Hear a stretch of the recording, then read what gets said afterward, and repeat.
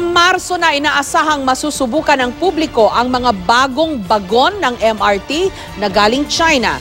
Mula sa kasalukuyang 14 hanggang 16 na tren, target ng pamunuan ng MRT na 18 tren na ang tumakbo kada araw. May report si Chino Gaston.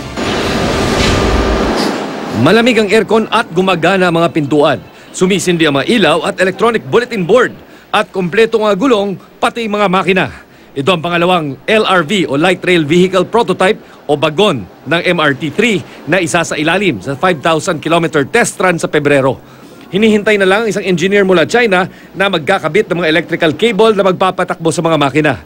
Ibinida ng pamunuan ng MRT ang bagong bagon sa kabila ng mga aligasyong kulang ito ng gulong at delikadong sakyan ng publiko. Dalawa pang LRV ang darating sa bansa sa Pebrero rin bilang bahagi ng kabuang 48 na bagong bagon na in-order mula Dalian, China. Compare the old coaches to the new coach, you can count the number of wheels. Kasi may napuwing kung nakita, ni-report na kulang yung gulong.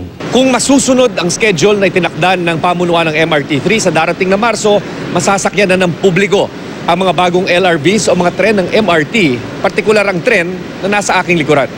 Pansin din sa loob ng MRT-3 depot ang mga engineer ng Korean firm na Busan Transportation Company, ang kumpanyang nanalo ng 3-year maintenance contract ng MRT-3. Ayon sa MRT, mula sa average na 11 hanggang 13 na tren na tumatakbo araw-araw, nasa 14 hanggang 16 na tren na raw ang nag-ooperate kada araw. Tuloy-tuloy raw kasi ang pagpaparating ng Busan ng mga spare parts para sa mga bagon. Wala rin daw patid ang inspeksyon sa kalagayan ng mga riles at iba pang kagamitan ng MRT. Nagulat ako, in 1 week's time, umakyat sa 14, naging 15, ngayon may 16. Makachinatsani talaga ako naman nakaraan eh. Chino Gaston, GMA News.